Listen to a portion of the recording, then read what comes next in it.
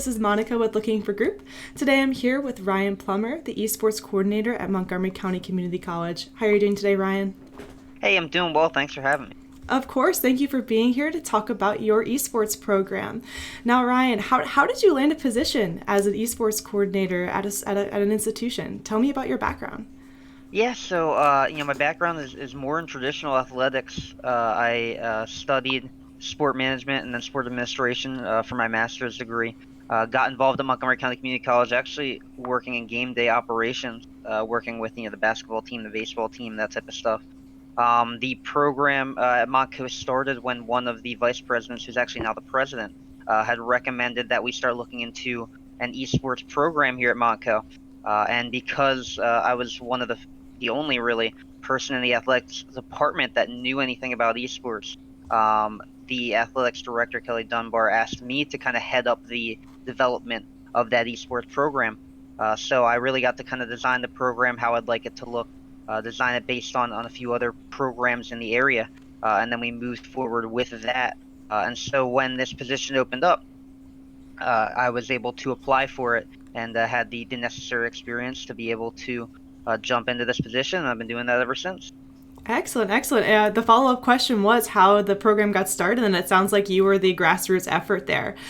So you must have been working front-facing with students for quite some time there. Can you tell me about what games you have to offer for these students and what the dynamic is socially there in between competitive and casual play? Yeah, so right now we're a varsity sports program. So we really try to focus on the varsity piece of that. It is under our athletics department. So we do run it as our eighth varsity sport here at Montco. We offer Rocket League, Super Smash Bros. Ultimate, League of Legends, and Overwatch right now for four varsity teams. Looking for potential expansion as well into a variety of different games. Each year we kind of pull back, take a look at, okay, what's working, what's not working, okay, how are we going to add or expand onto this? And so far we've had really good responses from the students, able to kind of pull in a decent participation rate so far through our program. But we are a varsity program, so we do compete in a variety of varsity leagues, National Association of Collegiate Esports, the National Junior College Athletic Association. And so we do take it very seriously. There is some level of casual play. We host esports tournaments throughout each semester for the general student population, as opposed to our varsity program. But for the main focus for our program, we do focus on that varsity play. Excellent, excellent. And I know with the pandemic this year, your facilities might be in a different space than maybe 8 or 9 months ago. Could you tell me a little bit, though, about the facilities and gear you may have available for students for when things come to a head here? For sure. Yeah, so once we get back on campus, we have two esport facilities, one for our central campus and one for our west campus in Pottstown. Central campus is in Bluebell, Pennsylvania. So we did build a fully functional esports facility. We partnered with Alienware. We have a partnership with Dell at the college, so Alienware stems from them. We're able to kind of get partnered up with them and build Alienware computers, 2060 graphics cards, top end, top of the line stuff.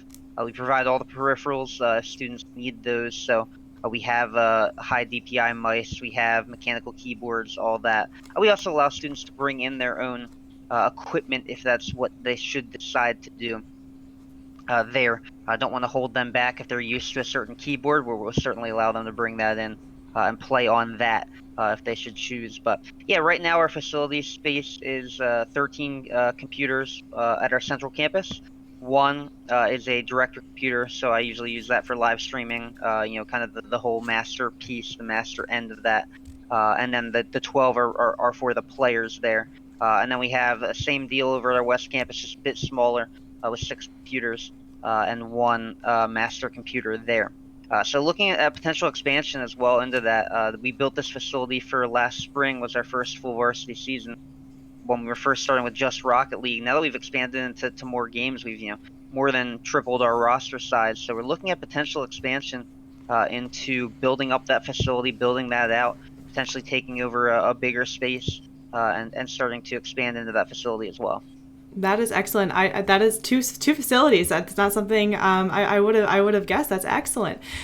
So with that in mind, though, can you tell me a little bit about how you may utilize these spaces for perhaps some experiential learning, maybe some streaming, some casting, some social media development. Are your students doing any sort of activities outside of playing games that are maybe preparing them for life after college or transitioning into a four-year institution or entering the workforce? Yeah, so we've really tried to integrate our esports program into the general kind of education side of Montco as well. So one of the opportunities that we have is we do some worker positions open for students to be able to work with us part-time. And that would involve the streaming piece, that would involve the experience working with student athletes, managing practices, things like that. So that's one way that we do it. And then we've also, we're working on partnering with the academic side as well. For instance, the uh, I guess it would be under the production kind of department area for Montco is deciding to do an esports production class, a few esports production classes that would actually work directly with us. They would handle a lot of that live streaming piece. They would work with us for that. So that's one way we're getting involved. Also have been talks, about utilizing the computers for different things. A Kerbal Space program is something that one of the professors has been talking about utilizing that facility for and helping us work with that. So yeah, we're really looking to try and integrate the esports piece into the academic piece of Montco as well, and open up as many opportunities as we can for the students. It certainly sounds like you have a lot of unique opportunities available at Monco, specifically for your esports students. But Ryan, if you can narrow it down to one thing to share in terms of the most unique thing about your esports program, what would it be? It's a tough question, but I think what we're really trying to do is run our esports program, even though we're a community college, trying to run that as if we're a four-year institution. And a big thing for us is, we're competing right now with a lot of four-year schools and winning games. Our Rocket League team finished first in their group at the National Association of Collegiate Esports. We were able to beat a few four-year universities already, Eastern University, Arcadia University, a few teams in the local area that are four-year institutions. And so for us, it's really about being a trailblazer among community colleges, setting ourselves up to be one of the best community colleges in the area, if not the country. And so I think that's really the big thing for us. And we might not be a four-year school, but we're going to compete and play like the four-year institution. Yeah, well, congratulations on that first place win. That is excellent.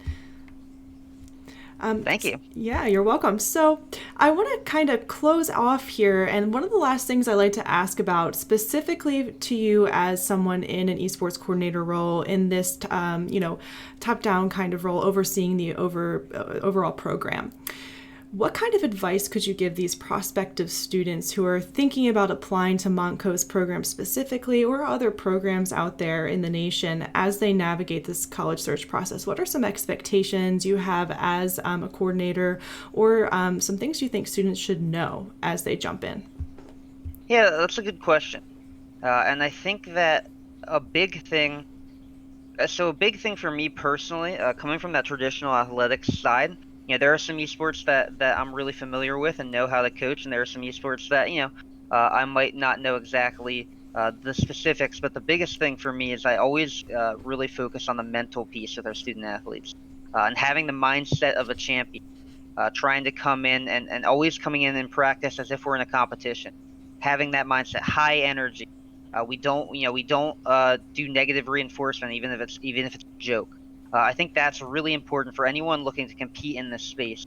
If you really want to come out, be successful, be a champion, you have to have that champion's mindset. That's really what we're looking for in a lot of our student athletes. Even if they're high level of skill, you're only going to be able to get so far if you have a bad mentality. So that's what I tell them, and really that's going to help you focus and get better at your life in general as well. If you're in a job position where you're constantly negative or you're constantly not thinking you can do what you're required to do, you're really gonna struggle to move up that ladder or hold that job. So I think that's gonna be really important for any student that might be looking to compete in the esports space today. Excellent. I think that's a great piece of advice there. And closing out here, is there anything about Monco's program that you'd like to mention that maybe we didn't get to touch on yet? A big thing for us is, we don't offer housing or scholarships right now. So a lot of our recruiting is mainly based locally. So students who might be from far away, you can still come play for us, but we don't offer housing right now. So that's important to note as well for that.